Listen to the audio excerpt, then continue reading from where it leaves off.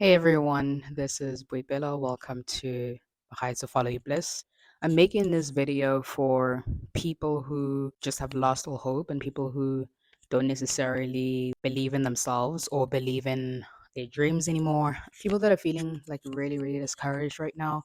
It's the beginning of the year. Usually, this means that we're excited about setting new goals, we're excited about bettering ourselves and improving as people. Even if you have fallen out of setting goals and New Year's resolutions, for the most part, people generally want to get better and healthier or smarter, more intelligent, more whatever habits that you have, you are wanting to work through them and just improve yourself.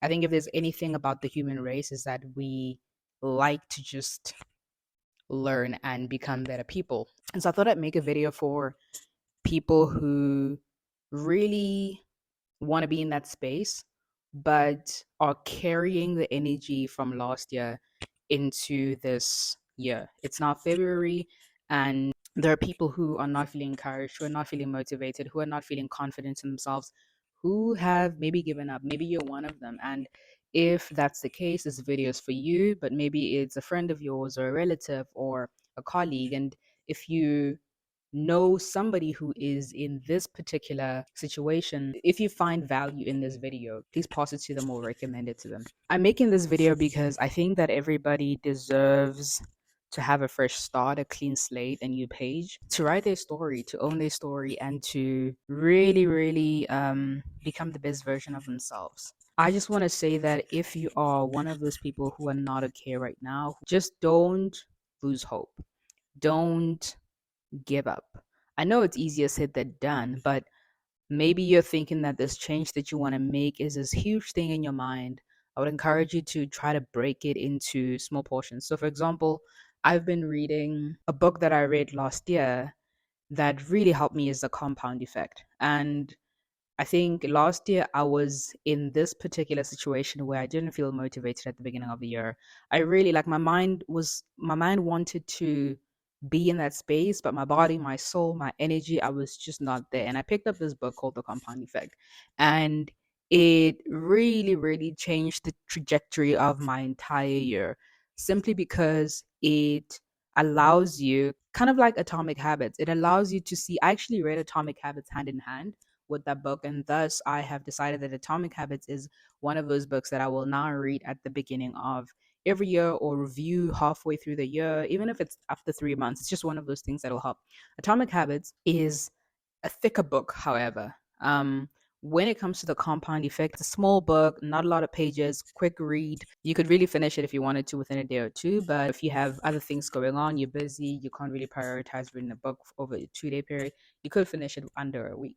And so what it does is it facilitates basically what Atomic Habits does. It allows you to see that if you break down the habits that you want to get into and you start bit by bit, ultimately you can get to a place where your habits compound. So, for example, you want to run a marathon, right? Like, for example, one of the things that I am so scared to verbalize or tell anybody, but I really want to do is to run a marathon, right? I've never ran anything more than 5K. My goal for this year is to run at least 121K. There's something that I experience when I cross the finish line when it comes to like races or triathlons or that sort of thing that reminds me that I am a winner. I may not have come number one out of the race, but the fact that I finished, it reminds me that I am a winner. And the fact that I have to be disciplined in training and eating well really helps with my discipline. And it reminds me that I am able to commit to something. So, for example, if you want to run a 21K, the compound effect essentially says that if you start by walking first and you decide I'm going to walk 1K, okay, maybe you really want to run this 21K this year, but according to your capacity, we have to try to push our limits, of course, but then we also have to know when to respect our limits. So, for example, you want to run a 21K, but you are nowhere close to even running a 5K.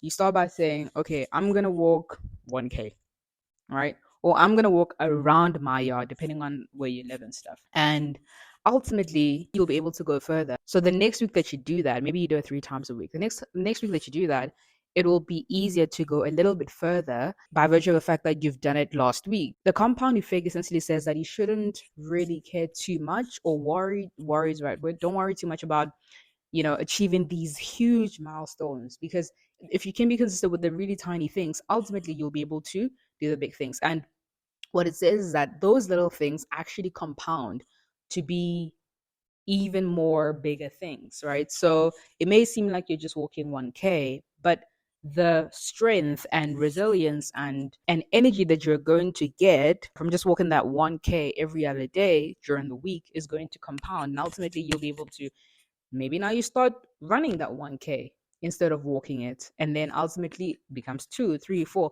So it may not even your goal, you may not achieve your goal this year. Maybe you'll achieve your goal next year, but you shouldn't worry about when it's gonna happen, because I think the more we put pressure on ourselves of, I want to run 21K by June, for example, it's Feb, but at the same time, if we know that we're not like healthy enough to be able to go ahead and run that 21K this year, we also okay, this is a little bit of my my part now. I think that we need to be honest with ourselves. The biggest thing for me that I think is the reason why when we fail we find it so difficult to get back up, not the only reason, one of, according to me, or maybe when I look at my personal patterns, is because maybe you can relate to this. It's because I say I'm going to run the 21K by June. It's Feb. My fitness level is nowhere near that. So what I end up doing is I set unrealistic goals because I really want to do this. And even though my personal will, like my mindset is like, I'm going to do it, I'm going to do it, I'm going to do it, my body may not be able to yet. And so we fail to give ourselves grace because, in our minds, we were so stuck on it's going to happen this year. And we got so attached. Biggest word, attached. That's a root of all unhappiness, I believe. And I was taught in yoga too. But the we get so attached that we're not able to say, you know what, this does not mean anything. It does not say anything about my identity. The problem is that we identify with so many things, we get attached, we're not able to separate who we are, our self-worth, from those things. And therefore, because we identified with that thing, if I run the 21K by June, then I become a winner, because in my mind, that's what I said to myself. That's what I labeled myself once I achieve this goal. If I don't achieve it, then I'm the opposite of a winner. I think we ought to learn how to detach. Yeah, aim for those things, but detach enough in a way that when it doesn't happen according to your personal timeline, it doesn't destroy you. It doesn't leave you feeling like, oh man, who am I? And then it's like it becomes a bigger problem than what it originally was, or something that was just supposed to be fun or challenge you becomes something that causes depression and other mental health issues. So I think that if you're starting this year not feeling really good about yourself, your self esteem is down, and maybe you've had a year or 2 or 3 of not actually, I'm going to use the word winning again. So if you're in that position again where you're like, I know who I am, or I know who I've been, but I haven't been winning for a few years, and maybe you've identified with the latter part of the years where you're like, I haven't been doing well, I haven't been crushing my goals like I usually would 3 years ago, 4 years ago, 5 years ago.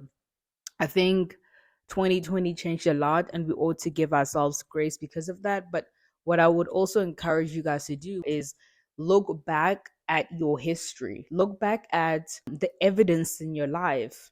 So if you are now starting to identify as, oh, I don't know if I'm confident enough, I don't know if I can actually do this, I don't know if I've got it in me, I would encourage you, even if you've done great in just 1 year out of your whole life, because I'm assuming there are people who are just like, I've just never won in life, period. I've just never known myself to crush my goals. Maybe you've just always just felt like I'm just a failure, period. I would encourage you to just look for anything, even if it's just one thing. It could be, you know what, for a few years now I haven't been doing okay, but I remember that in 2000 and whatever, I did the thing that I said that I was going to do, or I did the thing that I really wanted to do, or I did this thing and it made me really proud of myself.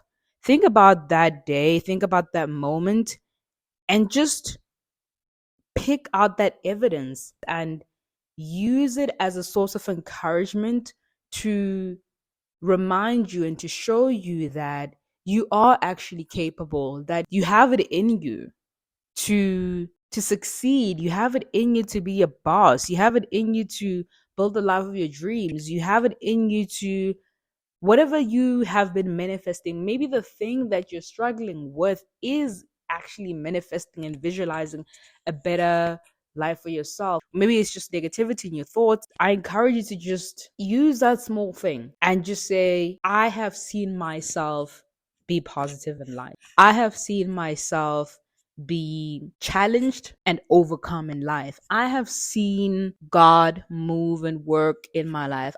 Take whatever situation. It could be, it doesn't have to mean anything to the world. It doesn't have to be mean anything to your parents. It doesn't have to mean anything to your friends. Don't let anything that is negative that you think in your mind to deter you from dreaming, to deter you from grinding, to deter you from really manifesting the life of your dreams. You can do it.